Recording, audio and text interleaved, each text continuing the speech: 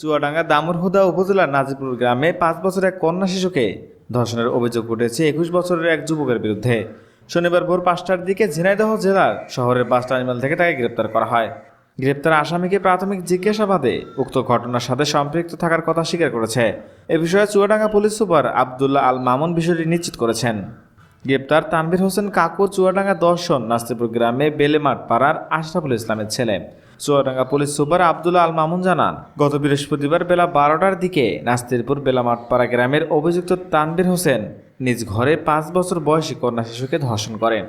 শিশুটির পরিবারের লোকজন তাকে উদ্ধার করে চিকিৎসার জন্য চুয়াডাঙ্গা সদর হাসপাতালে ভর্তি করে। ঘটনার পর অভিযুক্ত তানভীর পালিয়ে যায়। শিশুটির বাবা অভিযোগে দর্শনা থানায় নারী ও শিশু নির্যাতন দমন আইনে একটি মামলা দায়ের করেন।